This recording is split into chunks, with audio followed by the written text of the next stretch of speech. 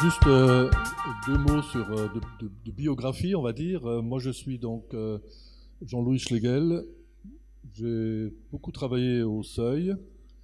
Et puisque Amina Medeb est là, je peux dire que j'ai été son éditeur pour un certain nombre de livres. Euh, Moi-même, si vous voulez, il se trouve que je suis bilingue. Enfin, bilingue, ma langue maternelle, c'est un patois allemand qu'un vrai Allemand ne comprendrait pas, hein, je vous le dis tout de suite. Mais moyennant quoi, je suis devenu traducteur de l'allemand et j'ai traduit dans ma vie à peu près 25 livres de l'allemand, des livres de philosophie, de théologie, puis d'autres aussi, un, un peu de littérature, un peu d'histoire, mais surtout philosophie et théologie. Alors c'est un peu à ce titre qu'on m'a invité ce matin, donc à la fois comme traducteur, euh, et puis éventuellement comme éditeur. Euh, Je voudrais peut-être dire, moi je dirais, si vous voulez, je ne suis pas évidemment tout à fait sur le terrain de mes deux collègues, leur terrain c'est les sciences, éventuellement la transmission des sciences et la traduction. Moi-même, je dirais, je suis un traducteur de sciences humaines, hein, au sens large. Mais les éditeurs comptent comme sciences humaines la philosophie et la théologie. Alors je voudrais plutôt faire quelques remarques générales et puis ça introduira peut-être notre débat particulier autour des sciences. Le premier point qu'il faut quand même dire, hein, c'est une évidence, mais on l'oublie souvent, c'est que, eh bien, il y a un paradoxe qui est qu'il y a une seule humanité, hein, sauf peut-être pour quelques racialistes qui pensent qu'il y a des gens qui sont moins humains que d'autres, mais nous pensons qu'il y a une seule humanité, hein.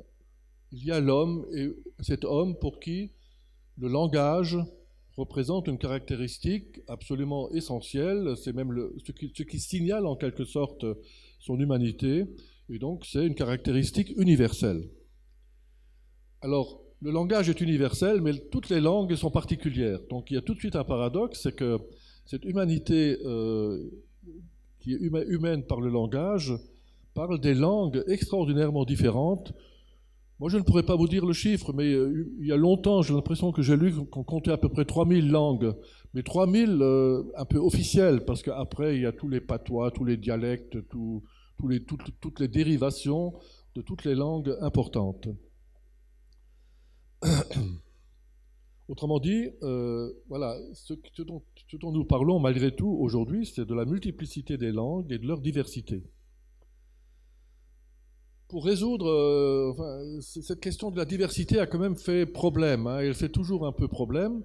Donc on a cherché dans deux directions une sorte d'universel des langues. On a cherché du côté de l'origine, c'est-à-dire d'une langue originaire ou originelle qui aurait été la même pour tous et qui s'est ensuite diversifiée au cours de l'histoire. Le problème, c'est qu'il n'y a absolument aucune trace quelconque d'une langue originelle dès lors qu'apparaît l'homme. De toute façon, les plus anciens vestiges de l'homme ne sont pas des textes écrits, hein. C'est éventuellement disons, des stèles ou des monuments funéraires ou des choses de ce genre-là, mais le langage, au fond, la langue qu'il parlait, on n'en sait strictement rien. En tout cas, personne n'a réussi à reconstruire une langue originelle. C'est un mythe, éventuellement un mythe religieux, hein, mais ce n'est pas quelque chose qui relève, on va dire, de la science de la linguistique. Alors il y a eu d'autres tentatives pour essayer d'arriver peut-être à une sorte de dénominateur commun de toutes les langues. Vous avez tous entendu parler de l'espéranto, mais bon, l'espéranto n'a jamais pris. Théoriquement, si on voulait vraiment créer une langue, on va dire, universelle à partir de toutes les langues, il faudrait quand même ramasser, comment dire, une énorme quantité de points communs en prenant toutes les diversités. Pratiquement, là encore, on n'est jamais arrivé à un résultat satisfaisant. Même si, par exemple, je crois qu'un auteur oui, enfin, ça va plutôt dans son sens, un auteur comme François Julien éventuellement fait des rapprochements pour la Chine et les langues européennes, si on veut. Donc c'est un premier point sur la traduction. Donc, pour dire, du coup la traduction est aussi quelque chose qui est absolument, comment dire, congénital à l'humain. Nous sommes condamnés à traduire. Et je vais même aller beaucoup dans ce sens au cours des quelques mots que je vais dire. Deuxième chose que je voudrais dire, évidemment, quand on regarde concrètement une traduction, la traduction suppose une bonne connaissance de la langue à traduire, donc de la langue étrangère qu'il faut traduire. On suppose que celui qui traduit la connaît le mieux possible. On suppose aussi implicitement que celui qui traduit connaît bien sa propre langue, hein, pour arriver à une sorte d'équivalence, au moins la plus grande possible, entre les deux langues, celle de l'auteur étranger et la sienne. Aujourd'hui, si vous voulez, moi-même, j'étais comme éditeur au Seuil, j'étais souvent confronté à des questions de traduction.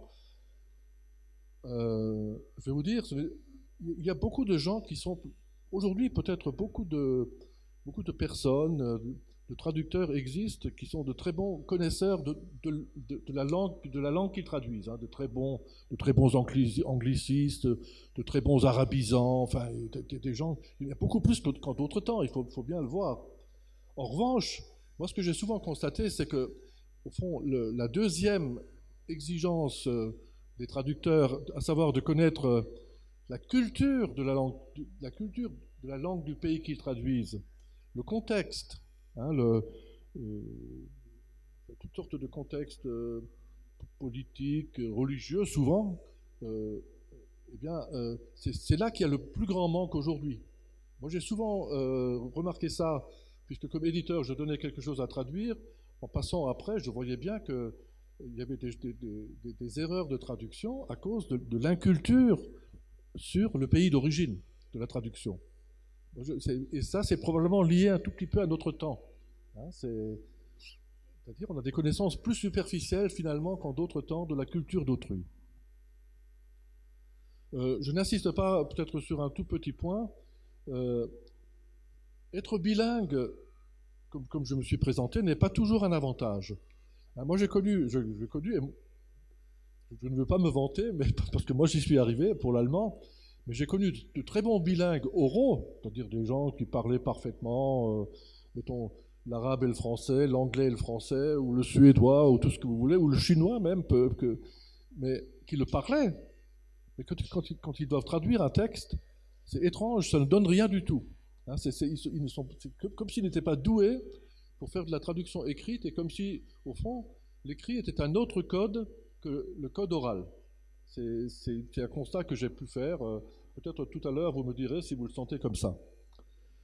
Alors, évidemment, il y a des difficultés différentes de traduction. Bon, faut le reconnaître, hein, forcément, quand on est européen, on est peut-être quand même plus habilité à faire les langues européennes. Quand on est, je ne sais pas, arabe, on peut traduire de l'arabe, ou comme on disait autrefois, les langues sémitiques, hein, on peut y arriver plus facilement. Mais bon, les langues d'Asie, là, on est quand même dans l'étrangeté de plus en plus grande, hein, aujourd'hui, forcément. Surtout enfin toutes les langues de l'Asie finalement, et en particulier celles de l'extrême-Asie. Alors une question se pose à ce moment-là, est-ce qu'il y a carrément de l'intraduisible? Hein, ça c'est une question qui est parfois soulevée, enfin qui est assez facilement, je crois que beaucoup de gens penseraient qu'il y a des choses intraduisibles. Personnellement, je ne suis pas tellement d'accord avec cela. Je crois qu'il faut poser le problème autrement. Je crois que tout est traduisible, mais il faut admettre qu'il y a des traductions imparfaites. Hein, il faut peut-être admettre que... Mais même, vous savez, j'ai traduit des philosophes allemands extraordinairement compliqués et difficiles. J'aurais pu dire, mais ce gars-là ou celle-là... Je baisse les bras, hein, je n'y arrive pas. Mais la preuve en est que, si vous voulez, que tout texte est traduisible, c'est que quand quelqu'un a traduit un texte très difficile, pratiquement toujours aujourd'hui, surtout quand c'est une grande œuvre, pratiquement toujours, ensuite il y a une retraduction un peu 10 ans plus tard, 20 ans plus tard, un siècle plus tard. Et donc, on reprend, on corrige, on améliore malgré tout quelque part la précédente traduction, et on peut dire pourquoi on n'est pas satisfait de la précédente, de la première. Donc on peut dire, oui, il faut plutôt partir, à mon avis, il faut partir plutôt du postulat que toute traduction, enfin, il n'y a pas de texte intraduisible. Précisément aussi peut-être parce qu'il y a une universalité de l'humanité de l'homme et du langage, pour le coup, qui fait que, malgré tout, il reste cette possibilité, cet idéal peut-être de pouvoir tout traduire. Il y a une idée que j'ai trouvée chez le philosophe Paul Ricoeur. Lui, il dit, il ne faut pas parler de, disons, l'opposition n'est pas entre traduisible et intraduisible, mais plutôt entre fidélité et trahison. Hein, c'est plutôt en ce sens-là qu'il faut poser les questions, c'est-à-dire, au fond, on a le droit d'être infidèle. Voilà ce que ça veut dire d'abord. Mais ensuite, on a le droit d'être très insatisfait des infidélités que commet un traducteur. Et donc, je pense que l'idéal de la fidélité au texte d'origine, aux équivalences autant que possible du texte d'origine qui est traduit vers la langue du traducteur, serait quand même un idéal. Vous savez que pour les traductions du 19e siècle en particulier, ça je ne sais pas si c'est peut-être commun aussi à la culture arabe, et nous parlons facilement des traductions du 19e comme les belles infidèles.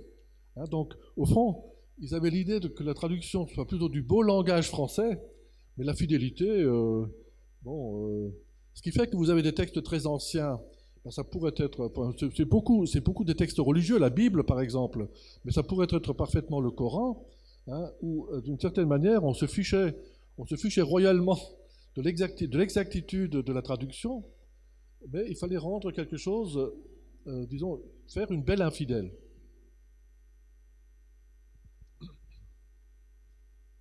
J'en aurai bientôt fini.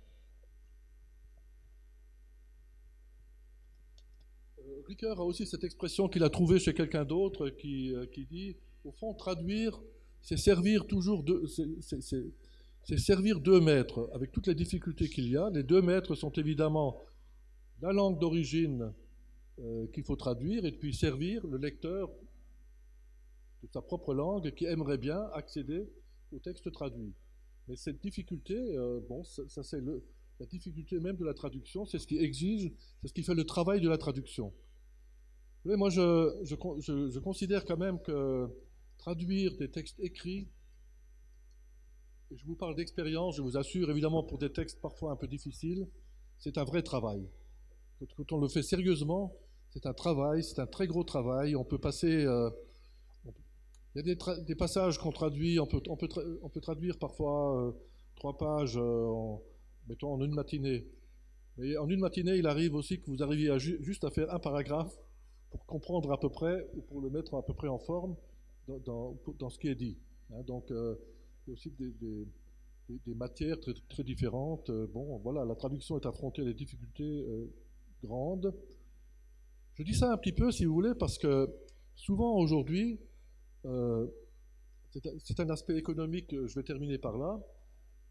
Pour vivre de la traduction, comme nous disons, nous, éditeurs, enfin, je me mets encore dans cette catégorie, il faut traduire au kilomètre. C'est-à-dire, il faut traduire le plus vite possible, 15 heures par jour. Là, vous pourrez, si on vous confie des traductions, là, vous pouvez vivre assez bien de la traduction. Parce que je vous fais remarquer, peut-être beaucoup l'ignorent, c'est basique. Quand il y a un livre à traduire, hein, mettons, moi, aux éditions du Seuil, je voulais un livre allemand, par exemple. Eh bien, on signe un contrat avec l'éditeur. Ce contrat avec l'éditeur, souvent aujourd'hui, franchement, les droits ne sont... Sauf quand c'est un best-seller, hein, quand le livre a fait un tabac en Allemagne, nous pouvons l'acheter, nous, en France, cher.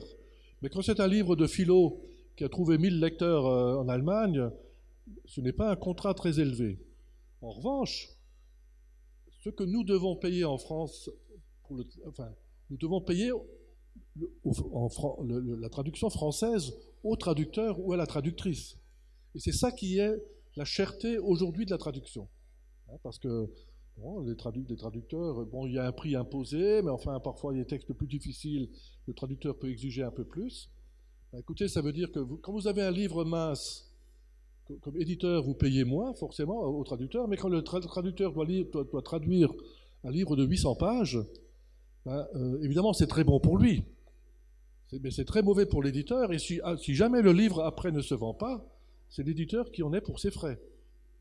C'est une des raisons actuellement de la grande réticence pour faire des traductions d'autres pays, parce que la traduction est en crise, il faut le savoir. Et je dirais, voilà, c'est une des raisons donc, pour limiter les traductions, et je voudrais quand même ajouter, c'est une des raisons aussi pour laquelle beaucoup d'États, enfin, donc, ils ont une direction du livre, hein, ou des choses comme ça, aident la traduction. Même pour des traducteurs indépendants. Hein, les maisons d'édition sont des entreprises indépendantes, hein, donc en principe l'État devrait les laisser faire leur propre choix et à leur propre risque. Mais ce n'est pas comme ça que ça se passe. Disons, la plupart des États, pardon, qui ont disons, qui ont un certain souci culturel pour leur pays, aident la traduction. Et les traductions sont proposées par les éditeurs. Voilà, c'est à peu près comme ça que ça se passe en France, mais je pense que l'aide à la politique du livre, c'est à peu près la même partout.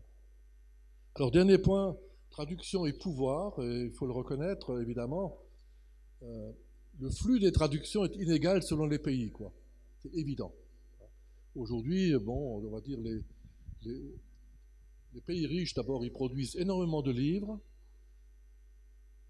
Souvent, ce sont aussi les pays qui au fond, proposent peut-être, quand ce sont des pays démocratiques, ils proposent peut-être quand même des livres qui sont plus originaux, quoi, c'est-à-dire qui sont vraiment proposés par des créateurs, par des écrivains.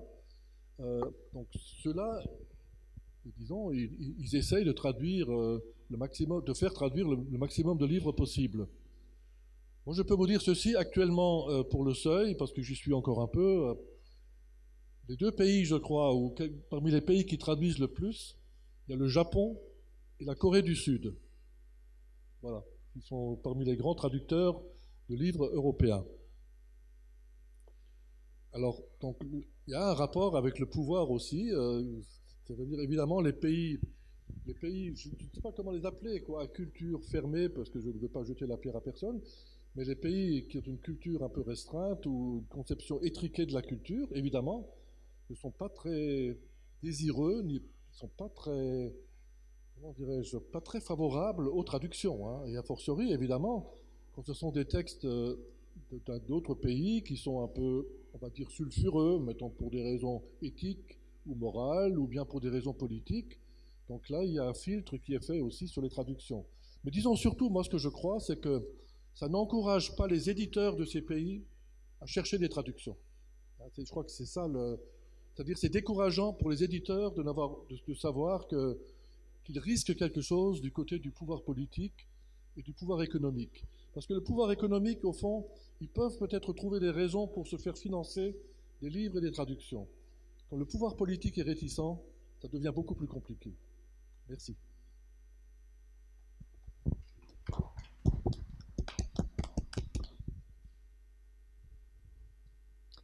Bon, bonjour tout le monde. Moi, je n'étais pas préparé pour aborder ce sujet, mais mon métier d'universitaire et d'encadreur de thèse et de chercheur sur des manuscrits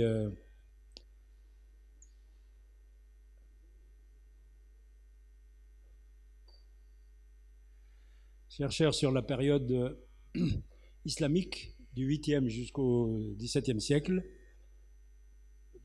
m'a amené évidemment à rencontrer les problèmes de traduction et puis à percevoir les difficultés de la traduction à la fois dans le passé et évidemment aujourd'hui, puisque quand je dirige une thèse qui va être réalisée par un étudiant qui est monolingue, arabophone. Il est libéré de cette tâche difficile de traduire. C'est ce qui m'arrive avec des étudiants que j'ai encadrés au Maghreb. Lorsque j'encadre des étudiants en Europe, en France en particulier, même si leur origine est du Maghreb ou des pays musulmans, j'en ai eu, il y a une tradition, une exigence même, c'est que toute édition d'un texte d'une langue étrangère, non française, doit être traduit en français. Alors là, comme mes étudiants travaillent sur les manuscrits scientifiques des pays d'islam, donc ils sont obligés de traduire. Alors là, la difficulté de traduction est différente. Mais il y a quand même des ponts. Alors, je vais aborder 4 points selon la chronologie des événements liés aux traductions.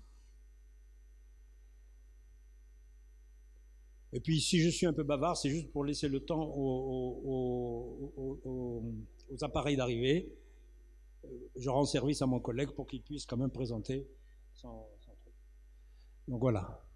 Et comme il n'y a pas de modérateur, donc on peut exagérer. On est libre.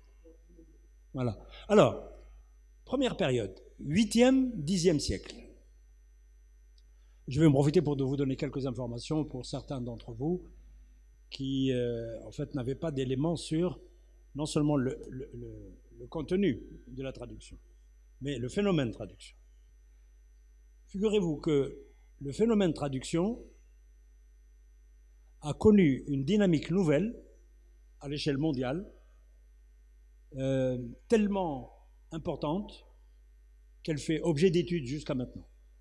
Ce sont les traductions, les transferts de textes d'abord historiquement indiens, écrits en sanskrit, vers le persan ou l'arabe, et surtout, pour beaucoup de disciplines à 80%, des textes grecs qui vont être traduits du grec à l'arabe, exclusivement en arabe.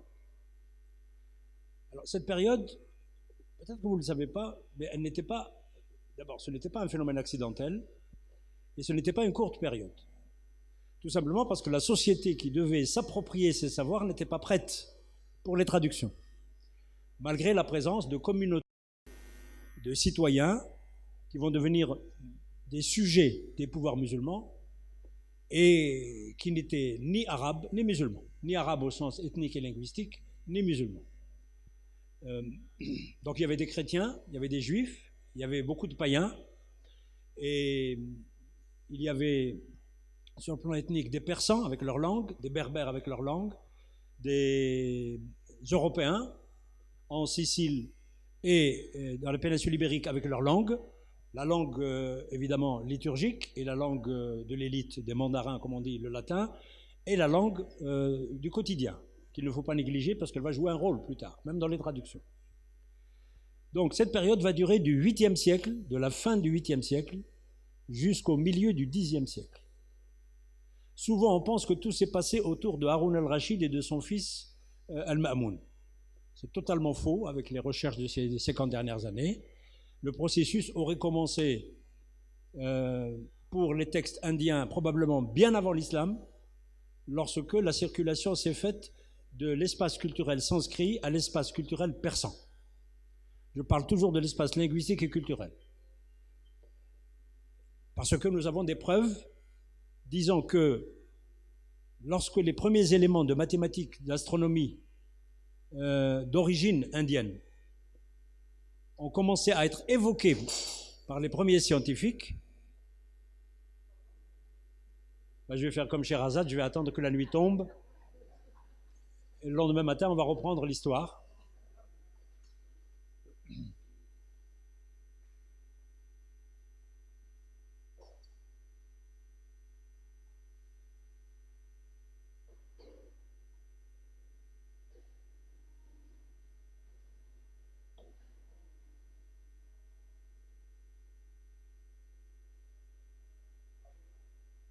Merci.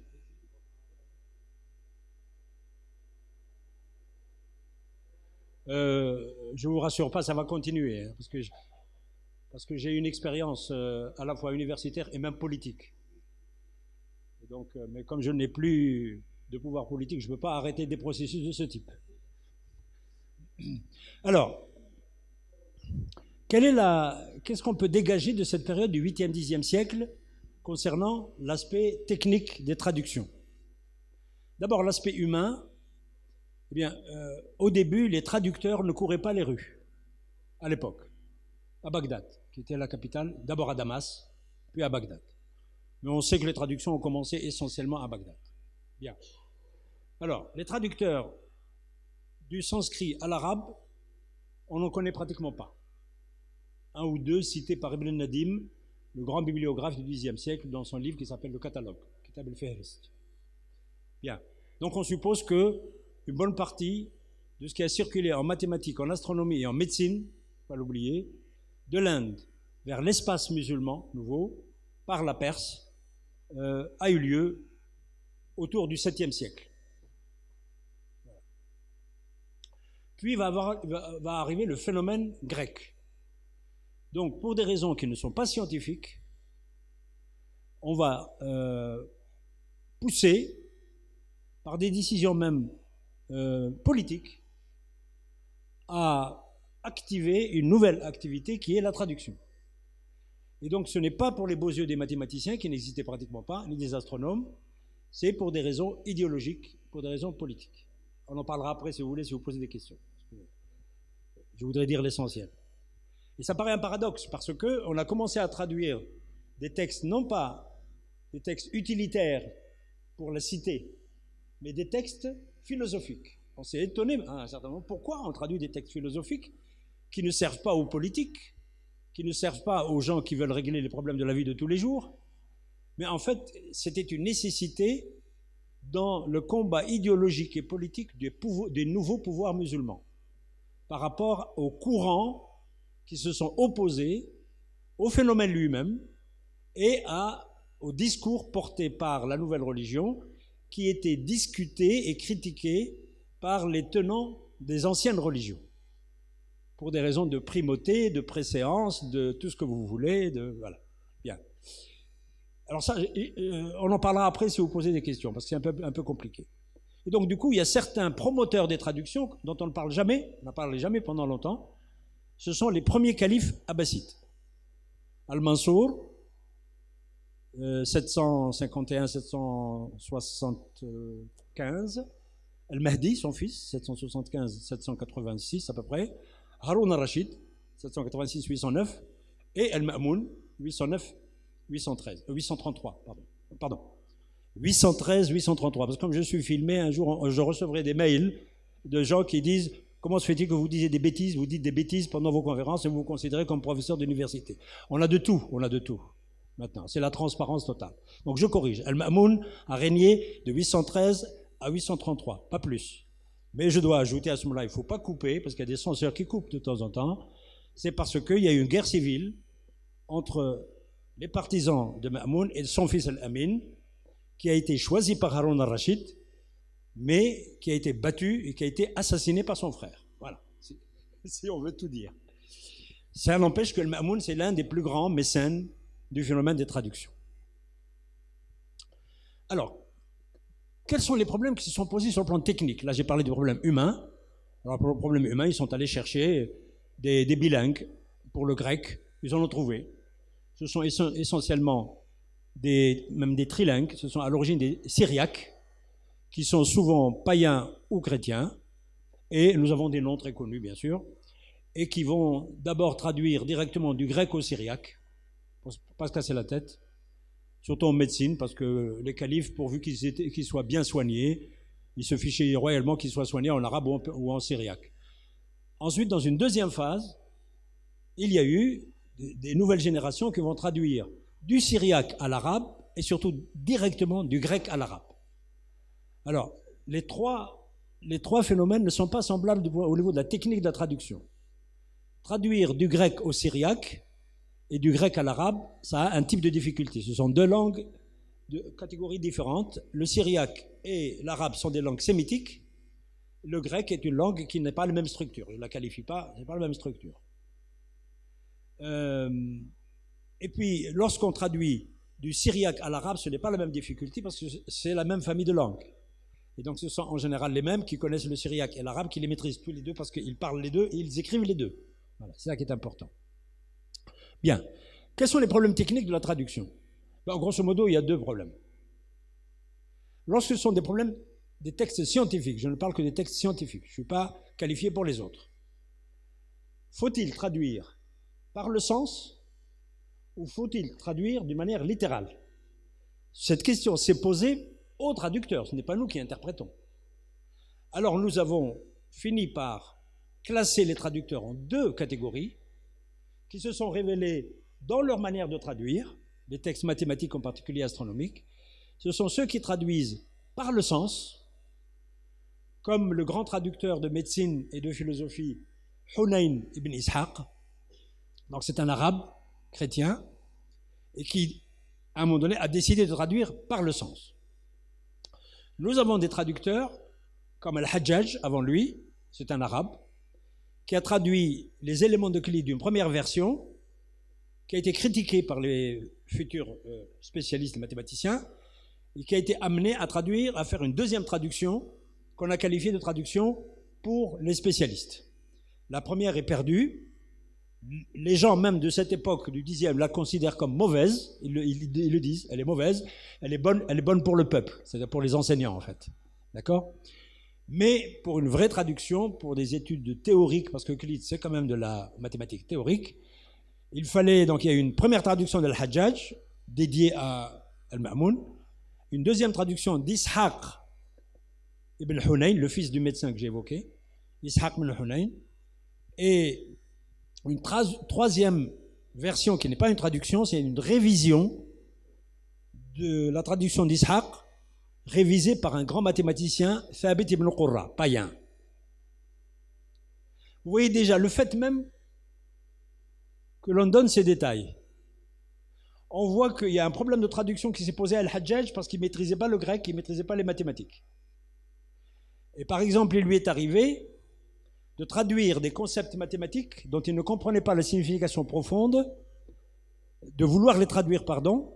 Certains, il les a traduits mal, et certains, il a refusé de les traduire. C'est ça qui est intéressant. Alors, qu'est-ce qu'il a décidé? Il a décidé de remplacer la traduction par honnêteté intellectuelle, par une transcription du mot. Et donc, il traduit, je vous donne un exemple, le mot parabole désigne une figure géométrique du deuxième degré qu'on ne peut pas tracer à la règle et au compas. Voilà.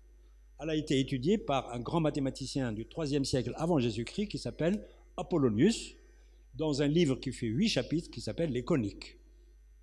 Alors les coniques, ils ont fini très vite par traduire en arabe, c'est le makhroutat. Pourquoi makhroutat? Parce que makhrout, c'est le cône. Et pourquoi makhrout? Parce que le cône, parce que du point de vue même littéraire, ça a un sens. Le mot parabole, qui est une courbe qui fait comme ça, le mot parabole est en deux mots, parabole. Et le premier grand traducteur, Al-Hajjaj, ne trouvait pas la signification, les mots en arabe. Et puis il n'y avait pas encore la tradition de traduire en faisant la technique du collage préfixe et suffixe. Ça va venir après. Et donc il a dit, je laisse comme ça. Donc dans le texte, dans la première version, il y a baraboula. C'est écrit en arabe baraboula. Évidemment, celui qui comprend les mathématiques, comme il a la définition dans le texte, et qu'il a ensuite des tas de théorèmes qui concernent cet objet mathématique, il n'y a aucun problème. Ce qui explique pourquoi plus tard, ceux qui ont compris les mathématiques d'Apollonius, qui maîtrisaient aussi le grec et qui maîtrisaient l'arabe, se sont dit, eh bien on peut la traduire, puisque le mot étant préfixe et mot, eh bien on va le mettre, il n'y a pas de préfixe en arabe, pour la période, on va mettre deux mots. Vous voyez comment on a décortiqué. On a para et bola.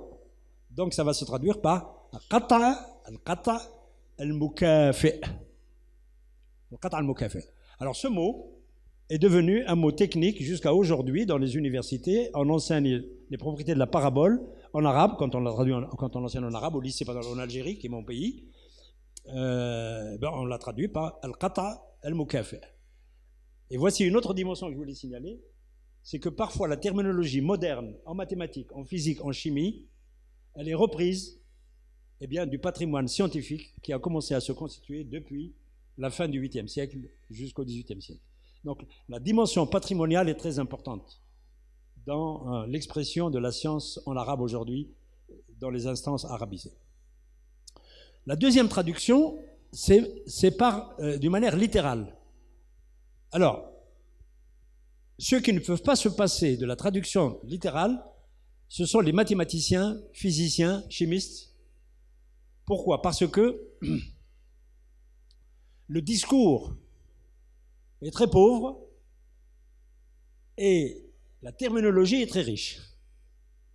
Et donc, il n'est pas question de marginaliser la terminologie ou de l'atrophier en supprimant des mots dans une phrase, en tentant de ne garder que le sens.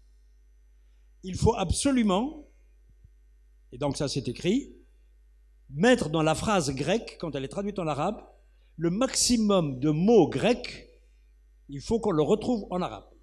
D'où la difficulté de construire un vocabulaire, une terminologie. Ça a mis du temps. Et donc, cette caractéristique est une caractéristique très importante parce qu'elle est encore d'actualité aujourd'hui. Quand je dirige des thèses, j'exige de mes étudiants, lorsqu'ils traduisent un texte arabe de mathématiques, produit entre le 9e et le 14e siècle, oriental ou andalou ou maghrébin, andalousien, parce que les spécialistes, collègues espagnols, disent qu'il faut distinguer ce qui est andalou aujourd'hui et ce qui est andalousien de la période islamique. Andalou, c'est l'Andalousie d'aujourd'hui. Voilà. Donc voilà les premières remarques sur la première partie. La deuxième partie ne concerne plus les Arabes et les musulmans, ça concerne l'Europe. Ça concerne aussi l'Inde, mais je n'ai pas le temps de l'aborder. Ce sont les traductions de textes mathématiques, physiques, médicaux, etc., de l'arabe au latin, à l'hébreu.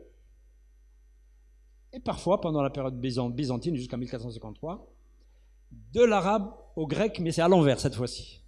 Ce sont des textes arabes qui vont être traduits en grec.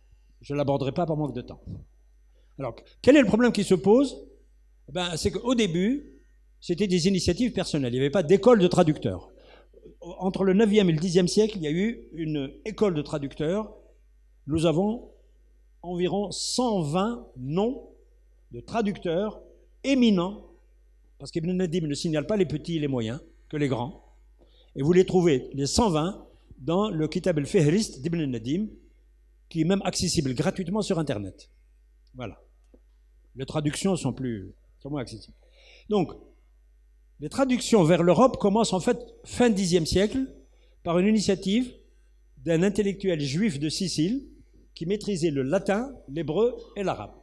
Et il va traduire donc un livre de médecine. Voilà, des livres de médecine, pardon. Mais le grand événement, c'est toujours une initiative individuelle. C'est un Maghrébin de Carthage qui ne va garder que le nom qui va lui être donné en Italie, c'est Constantin l'Africain, soit parce qu'il a été christianisé, soit parce qu'il était chrétien d'origine, parce que nous savons qu'au Maghreb, d'après l'autre littérature historique, etc., le christianisme s'était maintenu au Maghreb jusqu'à la fin du XIe siècle. Le judaïsme jusqu'à aujourd'hui, comme vous le savez. Le christianisme en tant qu'à la fois communauté, culture, langue, etc., langue liturgique et tout. Donc, ce monsieur va traduire des dizaines et des dizaines d'ouvrages uniquement de médecine, des ouvrages grecs, des ouvrages arabes d'Orient et des ouvrages arabes produits à Kérouan, qui était la grande école de médecine du Maghreb, et même qui était à cette époque aussi importante que l'école de médecine de l'Andalus. Le seul problème, c'est qu'il ne maîtrisait pas le latin, il maîtrisait l'arabe littéraire, il n'avait pas de formation médicale.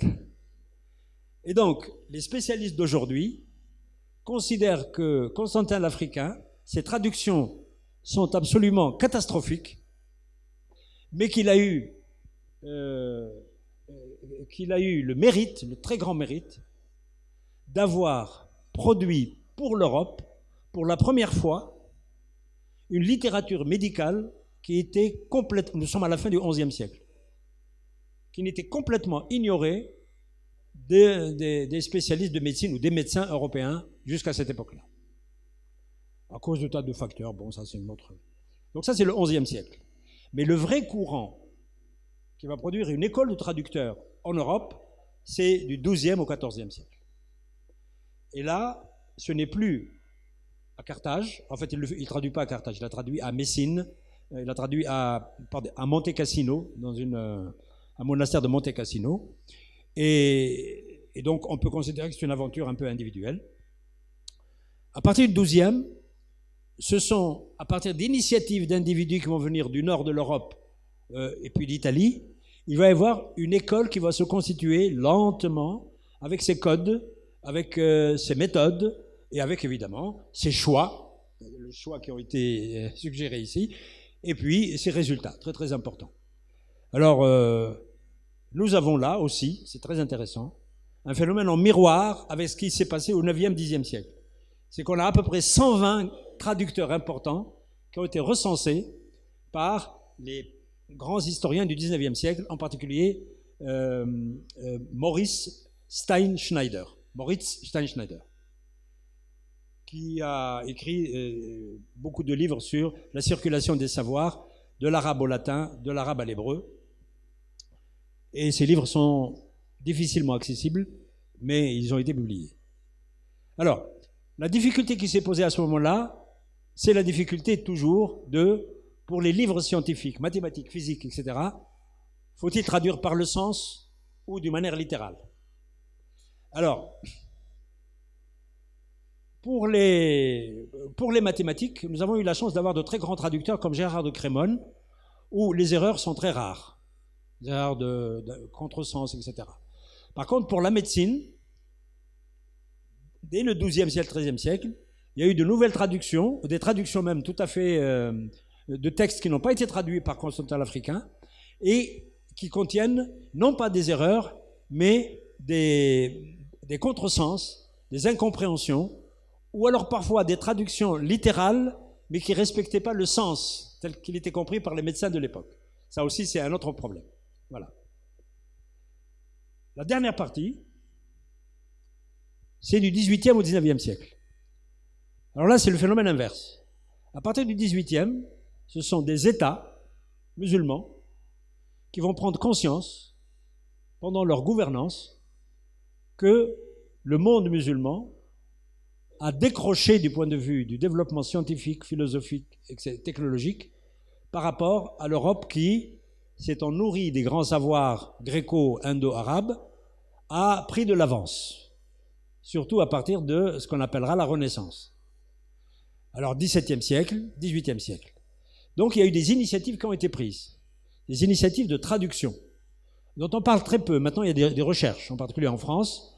Ce sont des décisions politiques qui vont amener à envoyer des jeunes formés rapidement sur place, puis ensuite formés en Europe, à la fois du point de vue de la langue et du point de vue du contenu scientifique, et qui reviennent soit ayant acquis le savoir scientifique, à ce moment-là, ils vont l'enseigner dans leur langue.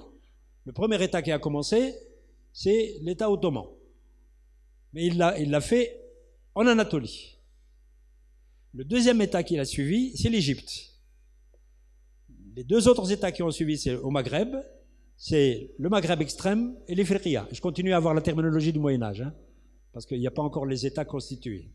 Ce n'est pas des a priori de ma part. De toute façon, si je devais utiliser mes a priori en tant que citoyen de l'Algérie, comme c'est elle qui a profité des découpages des frontières, donc de toute façon, je risque d'être très mal vu en Tunisie et au Maroc. Donc, le Maghreb extrême, il y a deux initiatives qui vont être prises.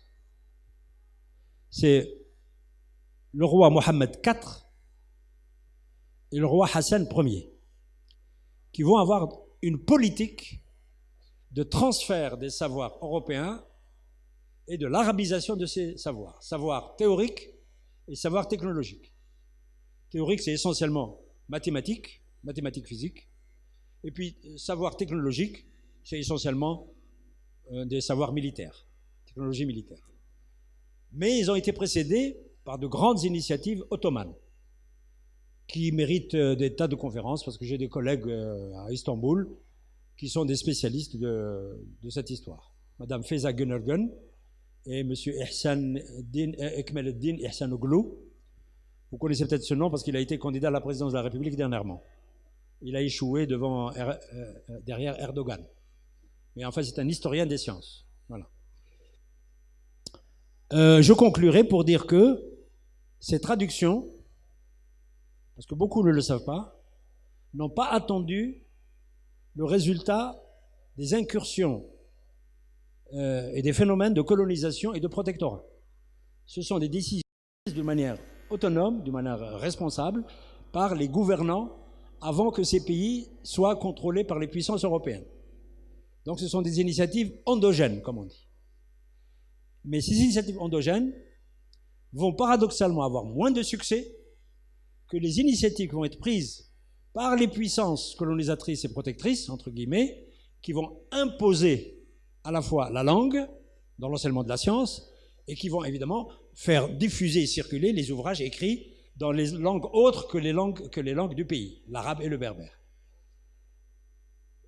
Pour l'époque du 19e siècle, Mohammed IV et Hassan Ier, j'ai étudié cette question, eh bien, la résistance va venir des milieux religieux traditionnels et dogmatiques qui vont considérer que la science produite en islam était suffisante.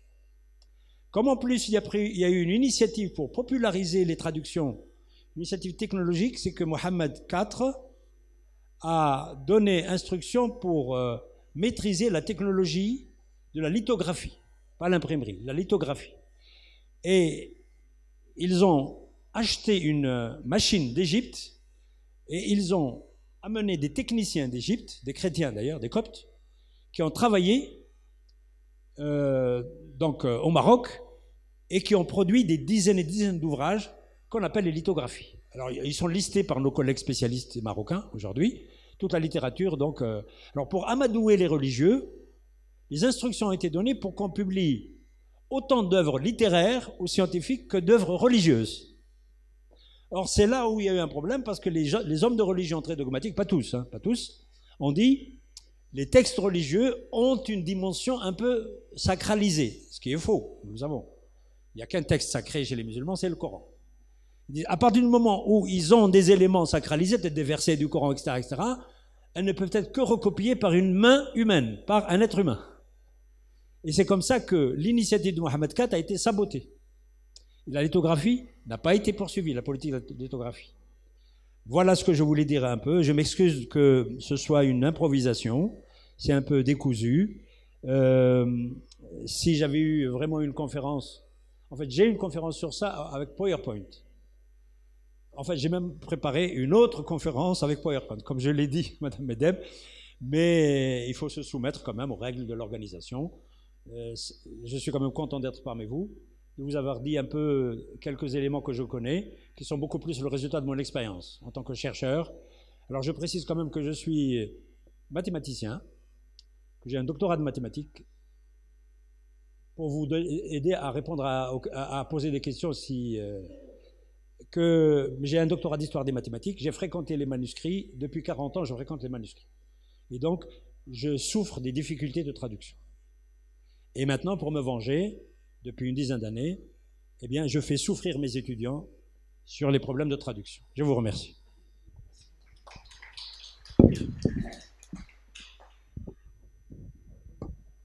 Merci beaucoup, Ahmed Jebbar, pour cette présentation, parce que ça m'a facilité un petit peu la tâche. Alors voilà, parce que justement, ma conférence est sur un peu, j'ai envie de dire, la limite de la traduction. La traduction, ce n'est pas tout. Mais comme nous le rappelle, il y a un problème, il y a un enjeu. La traduction, c'est en relation avec le pouvoir. Pourquoi ils traduisent beaucoup, les Européens, même notre culture, mais ils les traduisent? Parce qu'ils sont très développés. Si on traduit très peu, parce qu'on ne l'est pas encore, tout simplement. Donc, mais quand s'agissant des pays arabes, il y a encore un problème beaucoup plus compliqué. Et on va le voir aujourd'hui. Alors, d'abord, je remercie les organisateurs de ce salon du livre, et en particulier Amina Medeb pour cette invitation. C'est l'occasion pour se poser des questions sur notre état intellectuel et culturel aujourd'hui. Qu'est-ce qu'on écrit? Ça vaut le coup aussi pour la traduction. Pourquoi on écrit ce qu'on écrit? Et que faut-il écrire? Le thème de cette année, donc, c'est la transmission. Je vais essayer de discuter le rôle du livre, et en particulier du livre arabe, dans la transmission. Le thème de cette année, donc, on connaît bien le rôle historique, comme nous l'a rappelé donc Ahmed Jabal ici, qu'a joué le livre arabe dans la transmission à travers l'histoire. Rappelons-le que c'est du livre arabe qui a réinventé et universalisé le savoir. Pas avant. Avant, il était monopolisé par la culture grecque. On connaît bien le rôle, donc qu'en est-il aujourd'hui? Dans quelle mesure le livre arabe aujourd'hui contribue-t-il à la transmission de la connaissance et du savoir? Je vais illustrer mes propos en discutant le cas d'Ibn Haytham. Mais c'est qui Ibn Haytham? Vous le savez? Et pourquoi Ibn Haytham? C'est un historien italien qui nous le dira. J'espère que vous voyez assez bien. Alors, je vais lire pour ceux qui... Donc, c'est un peu loin. Par ce premier ensemble d'expériences et de réflexions, Al-Hazen, donc il est connu sous le nom latin Al-Hazen, donc son prénom Al-Hassan, Ibn Haytham, a voulu éliminer complètement l'idée que la lumière puisse sortir de l'œil pour aller aux objets. Puis, contrairement à ses nombreux prédécesseurs, qui avaient détruit sans rien édifier, il passe à la phase constructive et réussit à surmonter tout ce qui, avant lui, avait pensé à un quid qui, des objets, entraient dans l'œil. Il fallait éviter l'idée des eidolas et des écorces qui ne résistaient pas à la critique la plus élémentaire. Il fallait aussi éviter l'idée d'un fluide sans structure qui n'aurait pu apporter à l'œil aucun renseignement sur la forme, les dimensions et la situation de l'objet. Al-Hazen réussit à trouver la clé de ce mécanisme et ébaucha la théorie qui, par cette même voie, a continué jusqu'à nos jours à se perfectionner. Alors j'ai cité longuement ici Ranchi, donc l'historien italien, pour vous donner un petit peu une idée de ce que je vais traiter justement. Et il conclut avec cette question. N'est-il pas étrange qu'un nombre de cette valeur soit presque oublié? C'est la conclusion tirée par l'historien en examinant uniquement le livre d'optique d'Ibn Haytham. On peut généraliser facilement cette question quand on sait que Haytham n'est pas le seul, mais il est représentatif de toute une tradition scientifique qui a rayonné dans le monde pendant des siècles et des siècles. N'est-il pas étrange qu'une tradition scientifique de cette valeur soit presque oubliée? Et par qui? Je vous signale qu'Ibn Haytham est le seul à propos duquel Ranchi a fait cette observation dans son histoire de la lumière. Ça montre qu'il y a un gros problème. Ces contributions ne se limitent pas à l'optique. Ibn Haytham a passé sa vie à écrire énormément dans différents domaines de la connaissance pour essayer de combattre l'ignorance, notre ignorance, pour contribuer à nous rendre la science plus utile. On va voir brièvement la valeur de cet homme. Qu'est-ce qu'il a fait? Quelle est la valeur de son héritage aujourd'hui? Cet homme, qu'est-ce qu'il nous a transmis? Comment ça se fait qu'il soit oublié comme s'il n'a jamais existé? Et par qui? Savez-vous que sans Ibn Haytham, on n'aurait pas la lumière, les lunettes et le microscope, les appareils photo que vous photographiez avec le téléphone, le concept d'expérimentation? On lui doit notre conception actuelle de l'espace et du cosmos, les géométries non euclidiennes avec lesquelles on étudie l'espace. Bref, il est constamment parmi nous et on n'est pas conscient qu'il en est ainsi.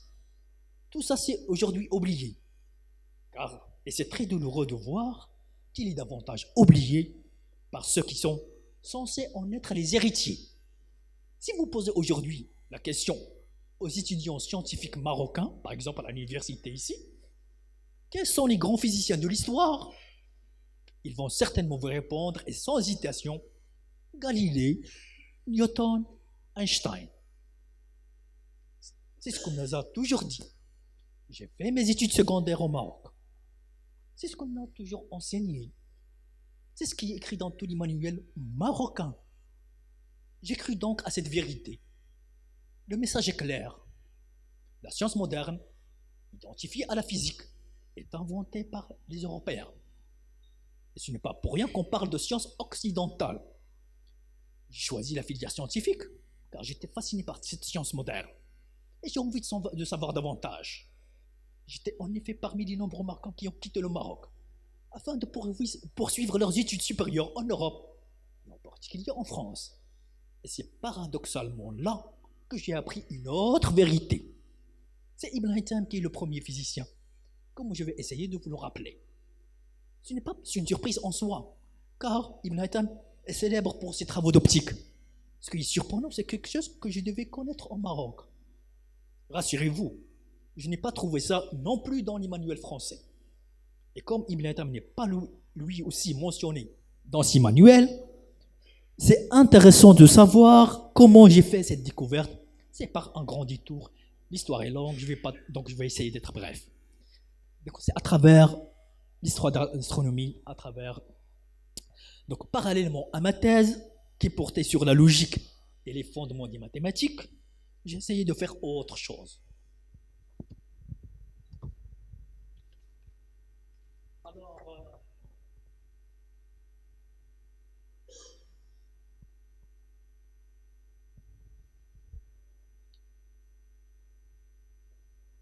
Avec Shahid Arman, qui était alors mon directeur de thèse, professeur à l'Université de Lille, on a eu l'idée d'éditer un ouvrage sur la tradition scientifique arabe, et on a appelé The Unity of Science in the Arabic Tradition.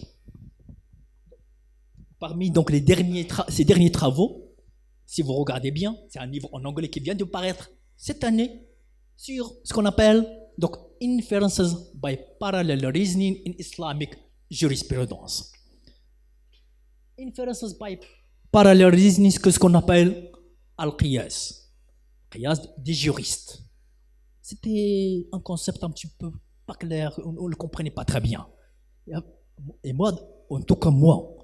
Et donc ce livre vraiment explique, vraiment donc éclaire ce concept. Et ce qu'on peut le traduire, c'est inférence par raisonnement parallèle. Alors comment... C'est cette doctrine. Alors, c'est grâce à cet ouvrage. Alors, voilà. Donc, c'est grâce à cet ouvrage que j'ai découvert l'histoire et apprécié les études historiques, qui a ouvert de nouvelles pistes de recherche. D'abord, la rencontre d'un grand historien des mathématiques, Rachid Rached.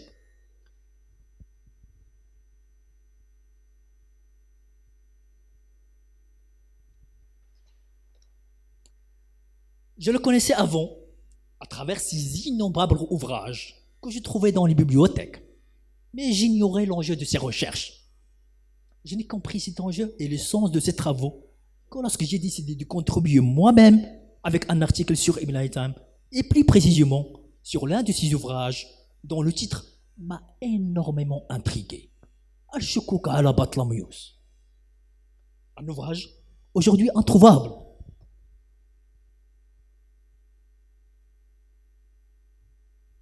Un ouvrage aujourd'hui introuvable, puisqu'il n'existe pas dans le commerce depuis très longtemps. Et on ne peut le trouver que dans de très rares bibliothèques spécialisées, comme le CNRS apparaît, comme le montre donc cette image.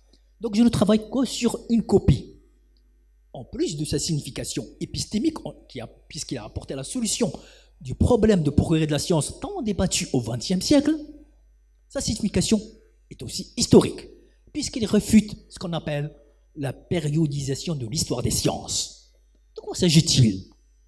C'est cette doctrine européenne, tout à fait particulière, qui divise l'histoire en périodes comme si c'était une ligne droite.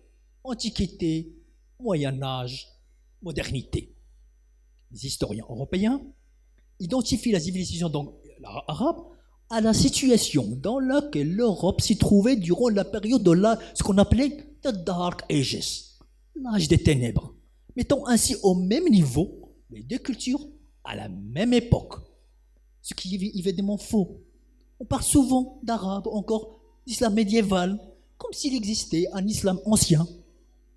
C'est cette perception européenne de l'histoire qui continue à fausser notre compréhension de l'histoire, qui est sous-jacente au programme de l'enseignement, que ce soit de la physique, des mathématiques ou encore de la philosophie. C'est un découpage très naïf, trompeur et inadéquat. C'est ce qu'a conclu Roch Derachet, Al-Shukuk et les travaux des astronomes de Malaga lui ont donné raison. Donc, pour en savoir plus sur ce sujet fascinant, donc je revois mon article, parce que ici je vais aborder autre chose. Donc, Roch Derachet est l'un des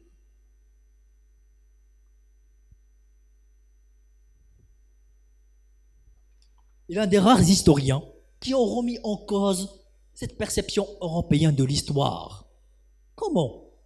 En traduisant énormément les ouvrages scientifiques arabes, en cherchant à reconstituer la tradition mathématique et en particulier algébrique.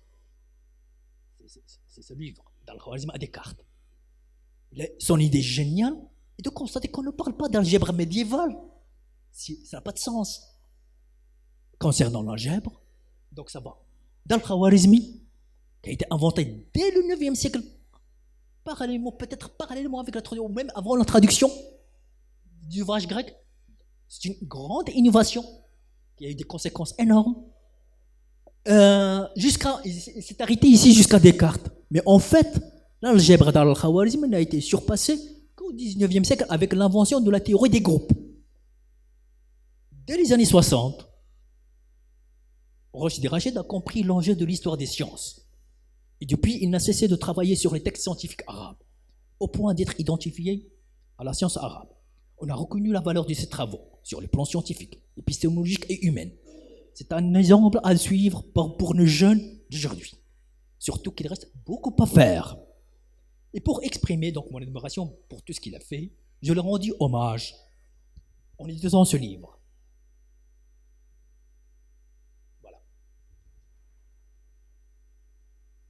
Je continue à travailler sur Al-Shukuk.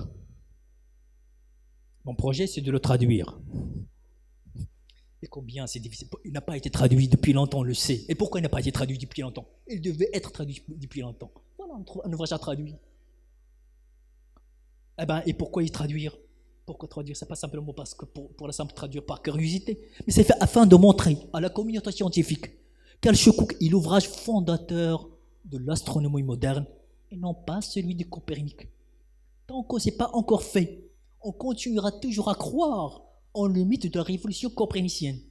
Beaucoup d'ouvrages qui apparaissent aujourd'hui en anglais, en français et d'autres langues continuent à raconter l'histoire de l'astronomie et de la science en général comme si c'était un conte de fées. Alors que je suis en train de découvrir Ibn Haytham, fondateur de l'astronomie, je me suis intéressé à Ibn Haytham, fondateur de l'optique moderne. Comment? Parce que j'ai lu des critiques remarquables qu'il fait à Ptolémée dans Al-Shukuk et qui suggèrent qu'Ibn Haytham a une théorie de la connaissance qui explique l'originalité de ses travaux. Et c'est là où j'ai pensé à son Kitab al-Manadir, le livre d'optique. Je me suis dit que je vais aller jeter un coup d'œil. Voilà notre livre qui n'a pas traduit. Donc, les Français ont beaucoup traduit.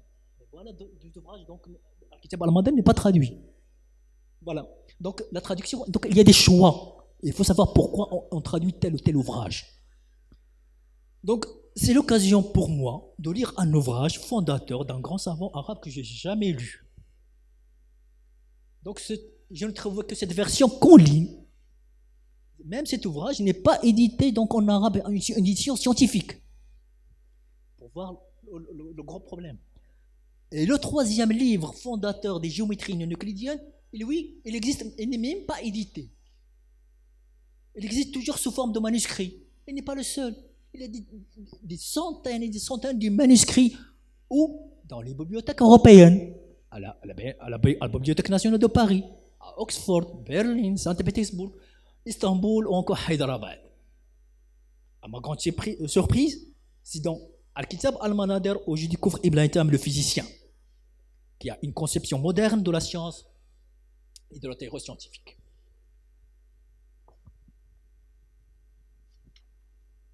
Donc, on va commencer par l'introduction, dans laquelle il fait l'état des lieux. Il décrit admirablement une discipline en crise.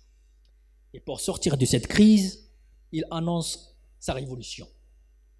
En fait, en plusieurs actes.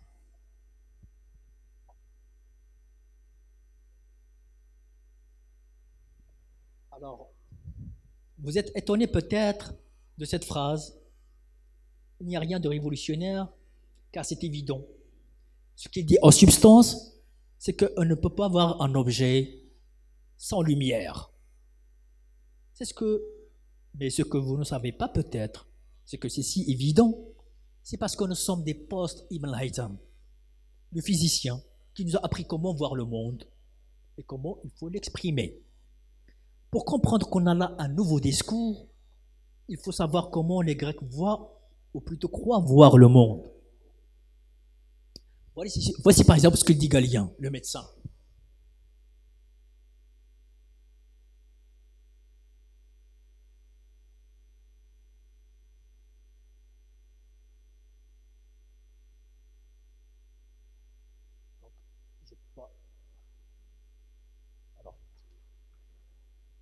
Donc, il dit, il serait impossible de déterminer la taille d'un objet à partir de quelques parties aux puissances ou images aux qualités qui nous en seraient transmises, car l'image d'une très grande montagne devrait diminuer considérablement pour rentrer dans l'œil, dans la pupille. Puisque la montagne ne viendra pas à l'observateur, c'est l'observateur qui doit aller à la montagne. Les Grecs expliquent en effet la vision de la manière suivante. Comme la langue du caméléon, de l'œil émane un rayon visuel que personne n'a vu, jusqu'à toucher l'objet, puis revient instantanément pour qu'on puisse le voir. Pour les Grecs, la lumière n'est pas essentielle à la vision. C'est pourquoi on parle de rayon visuel, et non pas de rayon lumineux. Imaginons notre monde sans Ibn Haytham et sa révolution d'optique.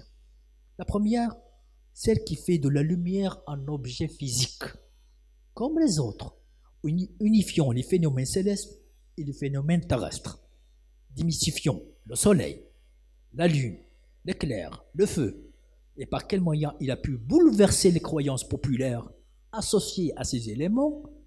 Le mot-clé dans le passage cité, c'est al-i'tibar, qui signifie l'expérimentation.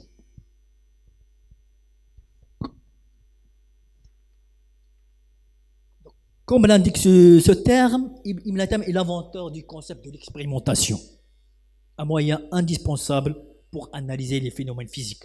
Il ne faut pas se contenter simplement de nos sens, et on va voir peut-être pourquoi. Ibn Haytham a forgé d'autres termes techniques pour montrer l'originalité de son approche et caractériser sa méthode expérimentale.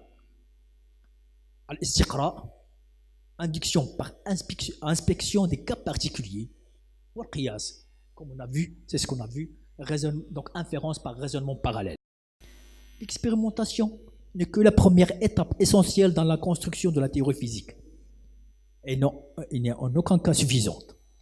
Donc, la seconde étape dans la construction d'une théorie scientifique est bien entendu les mathématiques. On ne peut pas étudier la nature sans les mathématiques. Et là, on est au XVIIe siècle.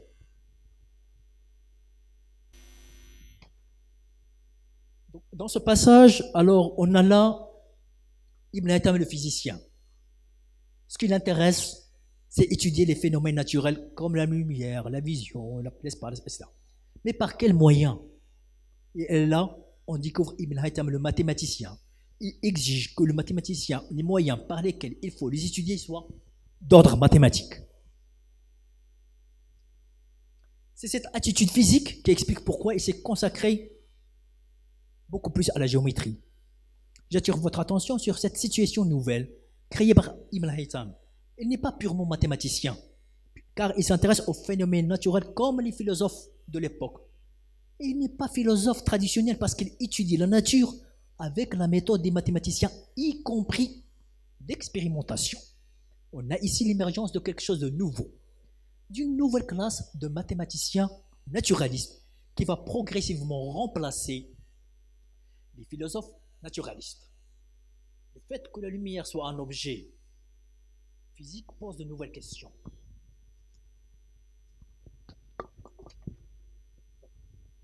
Comment cette lumière se propage? Sa réception par l'œil. Comment on parvient à voir exactement les objets? Pourquoi on a deux yeux? Ce qui est nouveau avec Ibn Haytham, il faut non simplement expliquer ces phénomènes comme le font les philosophes, mais il faut les expliquer mathématiquement. Le physicien ne peut pas avancer n'importe quelle théorie, mais seules les théories qui peuvent être mathématisées. L'enjeu, c'est le langage mathématique qui distingue la théorie de la pure spéculation. Mais comment utiliser les mathématiques? C'est là le principal obstacle au développement des sciences. Les mathématiques ne doivent pas être simplement plaquées sur les phénomènes naturels comme le font les mathématiciens avant lui. Comme Ptolémée par exemple. On ne peut pas passer directement de la physique à la mathématique. Il y a un stade intermédiaire subtil, une forme d'analyse conceptuelle des phénomènes susceptibles de faire des prédictions. Et c'est le troisième acte révolutionnaire d'Ibn Haytham. Alors, dans ce passage, Ibn Haytham énonce deux principes en adoptant ce que j'appelle l'analyse infinitésimale physique. Le premier, il avance l'idée géniale selon laquelle on peut diviser infiniment. Alors, le mot n'est pas là, mais rien ne l'empêche de le supposer. Parce que la matière est divisible. Donc, on peut diviser infiniment un objet physique en petites parties imperceptibles. La seconde définit les plus petites parties en termes de principe de conservation, puisqu'ils doivent avoir les mêmes propriétés essentielles que l'ensemble. Avec cette approche, Ibn Haytham a surmonté l'un des principaux obstacles qui avaient empêché jusque-là toute évolution des théories précédentes concernant la vision.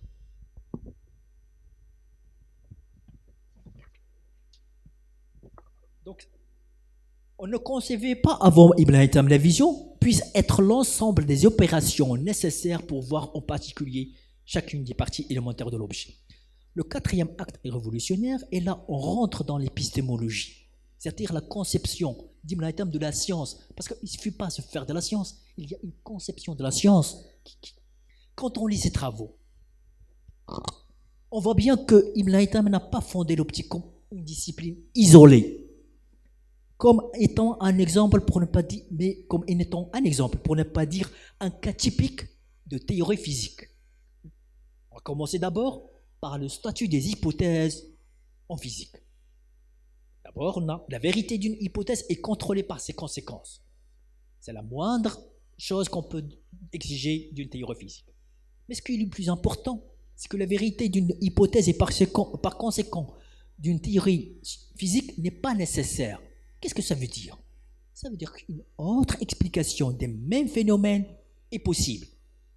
Ibn Haytham ouvre ainsi la porte à la recherche et à la réfutation en envisageant qu'une meilleure explication des mêmes phénomènes que la sienne soit possible, comme il l'exprime dans ce passage au sujet du statut épistémique de l'Almageste.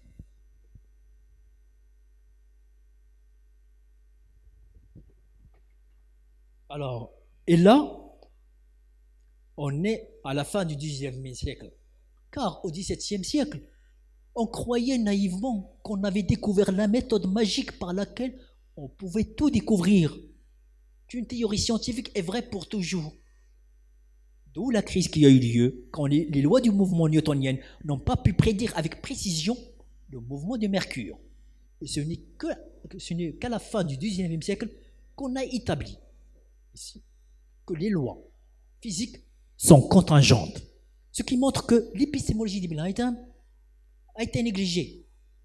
Son ouvrage d'optique, bien sûr, a été traduit au moins 2 fois au latin. Donc, les secondes fois, c'était au XVIe siècle. Donc, les savants modernes du XVIIe siècle ont pris ce qui les intéresse du livre d'optique, et puis on a oublié le reste. Et il est curieux que sa pensée scientifique n'a pas donné lieu à une seconde littérature comme il devait l'être. Il n'est donc pas étonnant qu'il soit oublié, comme le fait remarquer l'historien italien. Jusqu'à maintenant, je ne vous ai parlé que de la modernité des travaux scientifiques d'Ibn Haytham. Mais on va voir très brièvement qu'il a une théorie de la connaissance tout à fait originale qui rivalise avec nos théories contemporaines. Et c'est le 5e acte révolutionnaire.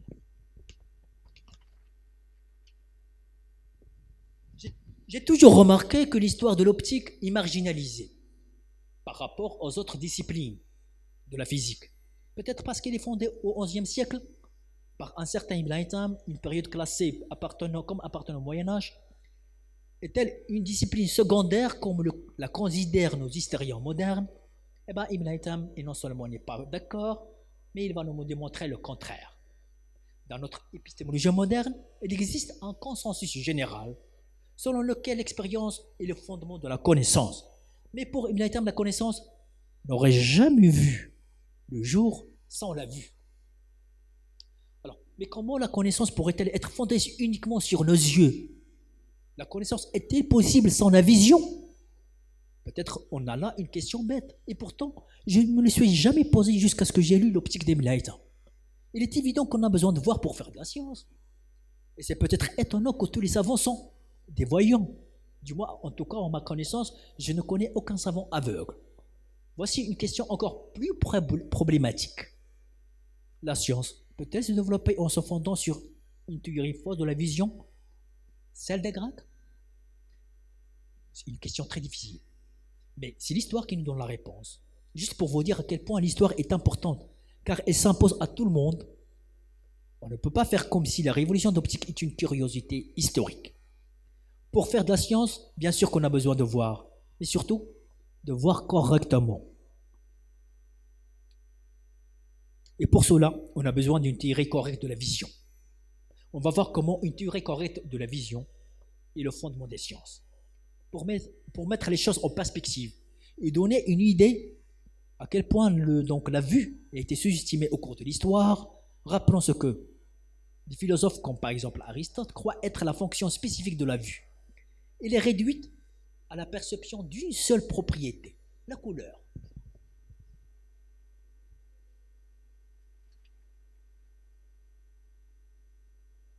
Pour Ibn Haytham, nous percevons quelque chose de beaucoup plus important que la couleur, la diversité.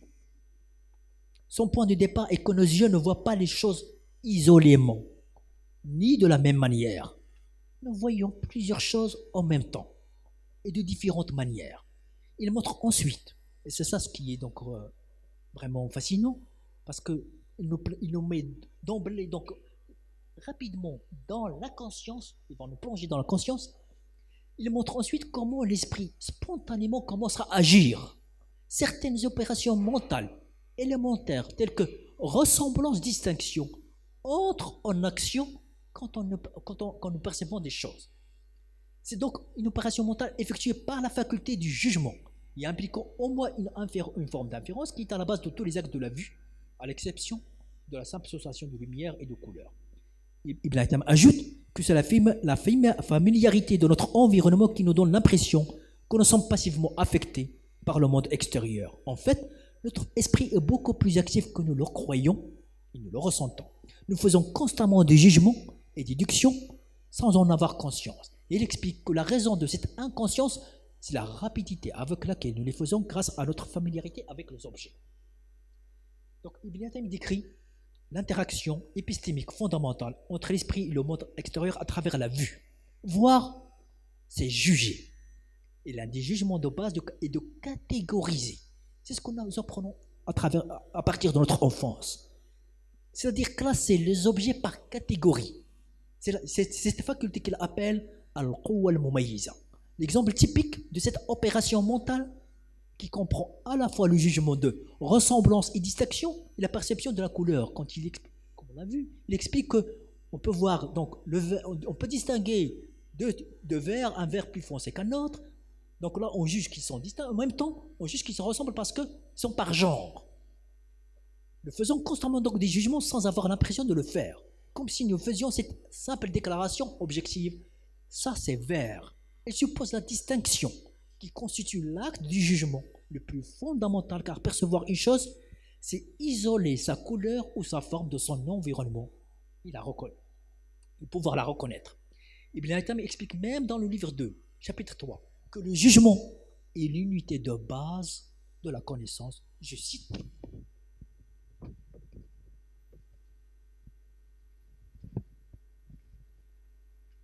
À moins que la faculté du jugement comprenne le sens des parties d'une phrase, elle ne comprendra pas le sens de la phrase entière. C'est une remarque toute simple. Et pourtant, il faut attendre la fin du XVIIIe siècle pour qu'elle soit redécouverte par Frege, le fondateur de la logique moderne. Quand il dit dans ses fondements d'arithmétique, c'est seulement dans le contexte d'une phrase que le mot a une signification.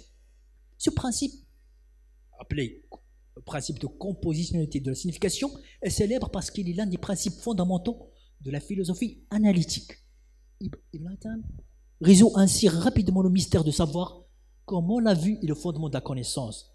Sans la vue, il n'y a pas de jugement. Et sans jugement, il n'y a pas de connaissance. Ce qui est pour Ptolémée des erreurs de la vue devient pour Ibn Haytham des erreurs de jugement. Et puisque les savants, comme le reste des êtres humains, ne sont pas à l'abri des erreurs de jugement, la question épistémique de l'optique d'Ibn Haytham est de savoir comment des jugements corrects et justes, comment formuler des jugements corrects et justes. Car on ne peut pas fonder la connaissance sur de faux jugements, croyances et opinions. Pour lui, Ibn Haytham, l'optique de Ptolémée n'est pas une théorie scientifique, c'est un exemple de théorie fausse fondée sur des opinions et des croyances. Il montre que Ptolémée n'a pas réussi à fonder l'optique parce qu'il a commis des erreurs de jugement sans le savoir. Alors, comment peut-on fonder l'optique sur des jugements corrects et justes? C'est la raison d'être de l'expérimentation. C'est pourquoi on a besoin de l'expérimentation. Et en fondant l'expérimentation, il a fondé les sciences expérimentales. Alors, que faut-il retenir d'Ibn Haytham? La leçon suivante qui explique toute son originalité. Il faut distinguer les faits concrets de notre perception de ces faits, y compris les faits historiques. Le monde réel de notre construction sociale de ce monde, de notre tendance à construire socialement un monde en parallèle, sans en être conscient. Merci beaucoup.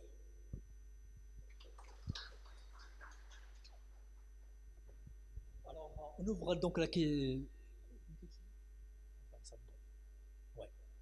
Donc, on ouvre s'il y a des questions. Moi, je ne vais pas prendre la parole.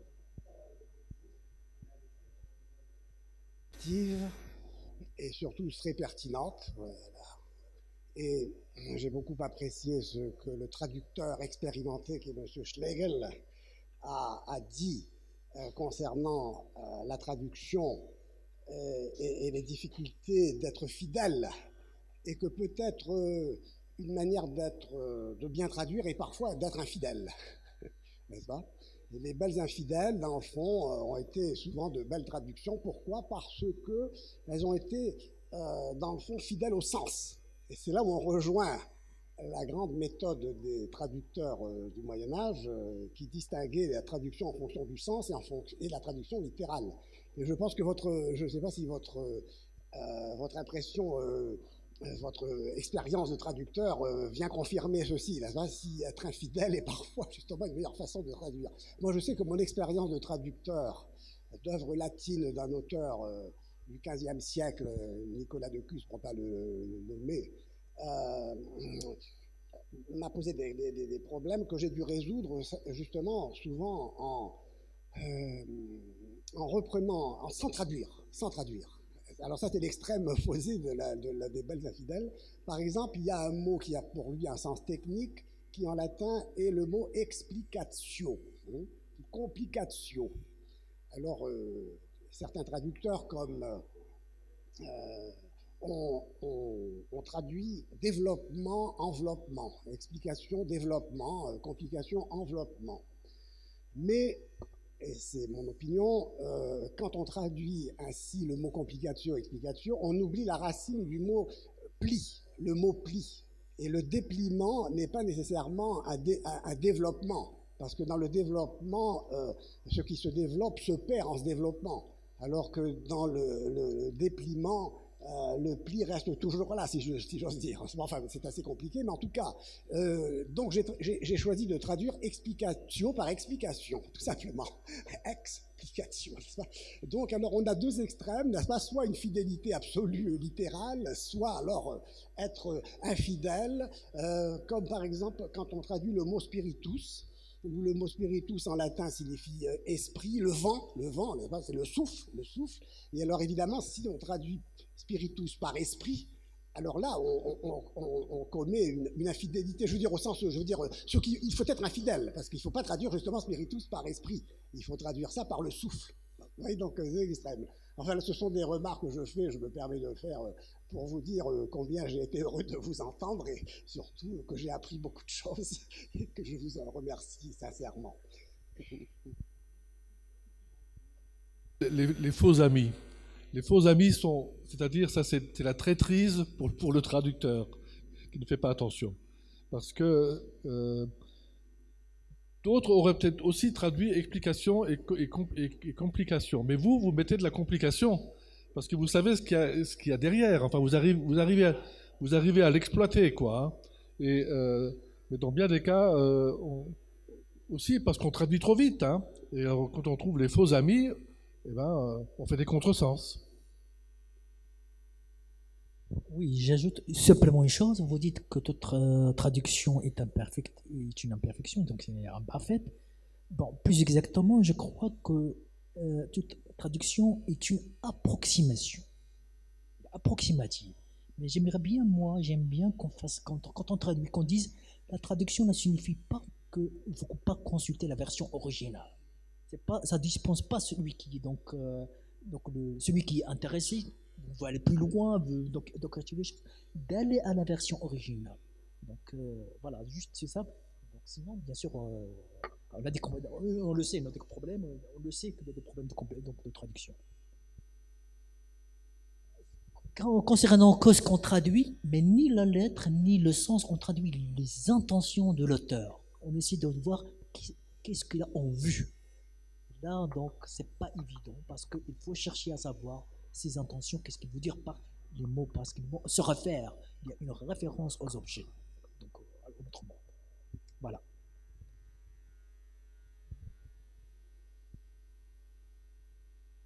Professeur Djebbar, sur la traduction des textes grecs notamment, qui, vous le savez, a suscité des polémiques d'une grande violence, même si elles sont un petit peu anciennes. Maintenant, en France notamment, je pense au livre de Guggenheim sur Aristote au Mont-Saint-Michel et toute une polémique qu'il y avait autour. Je ne sais pas quel est votre sentiment par rapport à celle-ci et quelle est la cause en fait aussi de l'extrême crispation qui est autour de ces questions. Est-ce que vous pouvez nous en dire un mot? Et j'ai une question de curiosité, je profite de votre présence pour vérifier une information qui circule beaucoup à ce sujet, qui est de dire que certains textes grecs, pour certains fondamentaux, nous sont parvenus dans la version arabe, mais qu'on n'en a jamais récupéré l'original en quelque sorte. Est-ce que c'est vrai? Quel texte la concerne? Je vous remercie. J'ai participé à 2 séminaires internationaux pour décortiquer avec des démarches critiques le contenu du livre de Guggenheim intitulé Aristote au Mont-Saint-Michel. Il y a eu 3 colloques en France. Ces 2 colloques avaient regroupé des spécialistes du monde entier, le 3e aussi, qui ne pouvaient pas être accusés soit d'attitude idéologique ou d'attitude subjective ou nationaliste anachronique. Et d'ailleurs, dans ces 3 colloques, ceux qui sont d'origine arabe ou musulmane étaient pratiquement 1%. Quelle est la conclusion de ces colloques? Parce qu'il y a eu, après ces colloques, on n'a plus entendu parler de ce collègue maître de conférence à l'École normale supérieure de Lyon, qui était spécialiste des chevaliers teutoniques, qui n'avait rien à voir avec les spécialisations connues en France, en Allemagne, aux États-Unis, sur les différents domaines du patrimoine scientifique, philosophique, etc., religieux, du monde de la civilisation de l'islam. Aucune spécialisation. À tel point d'ailleurs qu'il y a des erreurs flagrantes, factuelles, et des erreurs flagrantes d'homonymie, prendre un nom d'un auteur pour un autre, et qui fausse complètement évidemment le jugement, puisqu'il y avait des raisonnements sur ces fautes-là, sur ces erreurs-là. Alors, pour résumer, le problème qu'a posé Guggenheim est un problème sérieux. C'est comme quand on dit des politiques, ils posent des problèmes sérieux de société, mais ils ont des solutions qui sont mauvaises. Sa solution est que, effectivement, toute l'œuvre d'Aristote avait déjà été traduite en latin lorsque les premières traductions d'Aristote de l'arabe au latin ont commencé. Cette vérité était connue par tous les spécialistes. L'homme de la rue ne la connaissait pas. L'universitaire non spécialisé ne la connaissait pas. Mais à partir du moment où il a eu la prétention d'écrire un livre qui est basé sur les recherches de spécialistes, donc il ne faut pas qu'il parte d'un constat pour construire un raisonnement qui, lui, est faux. Quel est le raisonnement? Très simple. Il dit, puisque toute l'œuvre d'Aristote a déjà été traduite en latin, c'est que lorsque la traduction de l'arabe au latin a eu lieu, ce n'était plus nécessaire, c'était trop tard, puisque l'œuvre a déjà été exploitée en latin. Mais la faille dans ce raisonnement est la suivante, que l'on trouve aussi chez les Arabes du 8e, 9e siècle d'ailleurs, parce que la démarche est universelle. C'est qu'il ne suffit pas de traduire, il faut qu'il y ait des gens qui puissent exploiter la traduction. Il faut qu'il y ait des gens qui puissent comprendre, non pas la langue, le latin, mais le contenu, et il faut qu'il y ait des gens qui aient des préoccupations pour étudier Aristote. Ça, c'est une dimension aussi sociologique, indépendamment de la valeur intrinsèque du chercheur. Alors nous connaissons l'histoire des textes d'Aristote en latin. Nous la résumons par une phrase qui est très brutale. L'œuvre d'Aristote en latin, avant la traduction des commentaires d'Averroès, c'était comme la porcelaine familiale que les grands-mères astiquaient une fois tous les 6 mois pour qu'elle reste intacte et surtout qu'elle ne serve pas pour les invités parce qu'il faut qu'elle ne soit pas cassée. Donc, c'est un travail qui est devenu un travail de musée. Et nous avons des preuves que les traductions n'ont pas été utilisées selon l'attente qui pouvait être à cette époque-là. En fait, il n'y avait pas d'attente. Il n'y avait pas encore de dynamique. Alors, deuxième élément important. Pourquoi une traduction ne suffit pas? En particulier en philosophie et en mathématiques. Nous avons le même phénomène au 9e siècle. Moi, je connais un exemple qui est un exemple paradigmatique même. Il y a 3 frères Banu Moussa qui vivent à Bagdad. Tous spécialistes de mathématiques, de mécanique, de géométrie, d'astronomie. Et il y en a un qui est plus mathématicien que les autres, etc. Ils ont cherché les coniques d'Apollonius. 8 chapitres, 500 pages. Après des années, c'est eux qui racontent, ils trouvent 7 chapitres sur 8. Ils donnent les 4 premiers chapitres qu'ils avaient découverts avant les autres. Un premier traducteur, nous connaissons son nom, Hilal bin Abi Hilal al-Himsi. Ensuite, ils trouvent les 3 autres chapitres, mais pas le 8e, ils le donnent à un grand mathématicien, Thabit ibn Qurra, Sabéa. Les textes sont traduits. Ils commencent à les étudier. Ce sont des mathématiciens de l'époque d'Al-Ma'moun. Ils disent eux-mêmes, on ne comprenait rien. Et donc, là se pose le problème de quoi? Du relais, de l'intermédiaire. Eh bien, ils ont eu le même phénomène que les latins européens. Ils ont cherché, est-ce qu'il y a des commentaires, des coniques d'Apollonius, parce que sans les commentaires, c'était incompréhensible. Et après des années, l'aîné a trouvé le seul commentaire que l'on connaisse, publié au 6e siècle après Jésus-Christ, par Eutychius, et qui ne contient pas le livre 8. Et les frères Banu Moussa, dans leur introduction au livre, ils disent « Et la lecture des commentaires d'Otosius nous a ouvert les yeux. Il nous a permis de comprendre ce qu'écrivaient les connus. » C'est le même phénomène en latin. Ce sont les commentaires d'Averroès, les petits commentaires, les moyens commentaires, les grands commentaires, qui ont permis aux premiers grands intellectuels européens, de la Sorbonne, d'Oxford, etc., de Bologne, de enfin comprendre les éléments, la difficulté intrinsèque du discours aristotélicien. Ça, c'est la première question. Et la deuxième question, je l'ai oubliée. Ah, ça c'est facile. Moi, je suis spécialiste de l'histoire des activités mathématiques arabes de l'Occident musulman. Maghreb, Andalous, Afrique subsaharienne. Et donc, normalement, je n'avais pas la vocation de m'occuper d'Euclide, etc., des traductions d'Orient. Mais le hasard de la vie fait que vous changez. Moi, j'ai changé de métier 3 fois. Une fois, j'étais mathématicien pur, sur la théorie des équations de théorie partielle, avec l'analyse fonctionnelle, puis je me suis retrouvé historien des mathématiques. Et historien des mathématiques, j'ai commencé à étudier d'abord comme amateur, puis ensuite comme professionnel. Et puis ensuite, je me suis spécialisé pour le Maghreb et l'Andalous, et j'ai rencontré un chercheur spécialiste de la tradition mathématique grecque. Aujourd'hui, c'est le plus important, c'est Bernard Wittrak du CNRS, directeur de recherche du CNRS. Et il m'a entraîné dans une aventure depuis 15 ans. Et depuis 15 ans, j'ai publié soit seul, soit avec lui, soit à 3 avec une autre collègue. J'ai publié 8 articles sur Euclide. C'est de la folie, hein, dont des articles, un article de 400 pages publié au Japon, qui n'a été lu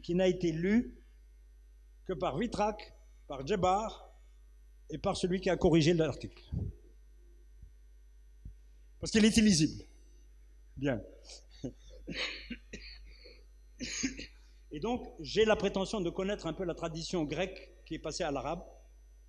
Notre sentiment aujourd'hui, parce que maintenant ma réponse n'est pas scientifique, parce qu'on n'a pas de statistiques, notre sentiment aujourd'hui, et en comparant avec les versions grecques des éléments d'Euclide, par exemple, je parle d'Euclide, je connais, qui sont en Sicile, par exemple, à Palerme, ou qui sont au Vatican, qui sont arrivés en Sicile, pardon, qui sont au Vatican, qui sont ailleurs, eh bien, il semblerait que la majorité des textes grecs d'Euclide qui ont été utilisés sont perdus.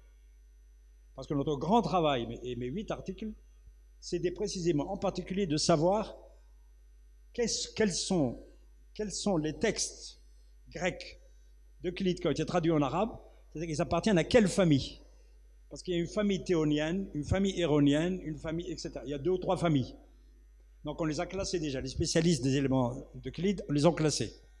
Et donc, la grande difficulté, c'est de savoir ce qu'ont trouvé les Arabes ou les musulmans à l'époque.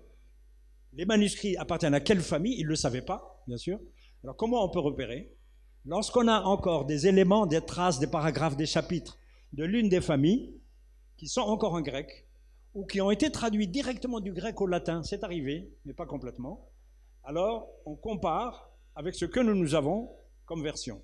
Nous avons grosso modo 2 versions en arabe. Une d'Al-Hajjaj, la première est perdue, une d'Al-Hajjaj qui n'est pas complète, on n'arrive pas à trouver tout le livre, mais nous avons des paragraphes entiers, des théorèmes entiers, des démonstrations entières, et puis surtout une terminologie qui n'est pas la même. Par exemple, quand Thabit ibn Qurra traduit un mot qui veut dire la réponse à quoi? C'est un mot grec. La réponse à quoi? Alors, Thabit traduit, c'est une relation, la relation entre 2 objets. Et Hajjaj traduit par un mot qui est ayya, intraduisible, ayya, qui est plus proche. C'est le jawab à la ayyu. C'est réponse à quoi? C'est la quodité, pas la quidité. La quoditas, voilà, très bien. Eh bien, là, on voit très bien qu'est-ce qui a circulé, parce qu'il y a une famille qui utilise quoditas et une famille qui utilise relation. Voilà ce qu'on peut dire.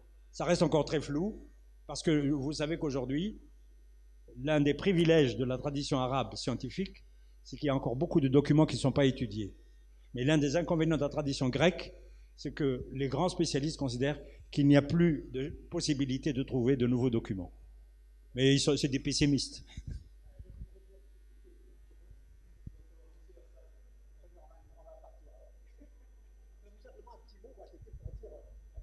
Souligner l'importance d'Avicenne. Parce qu'Avicenne est le grand traducteur enfin le grand commentateur de la métaphysique d'Aristote. Et c'est lui qui a introduit Aristote au Moyen Âge. Et alors, c'est l'Est, enfin, c'est les philosophes musulmans de l'Est. Enfin,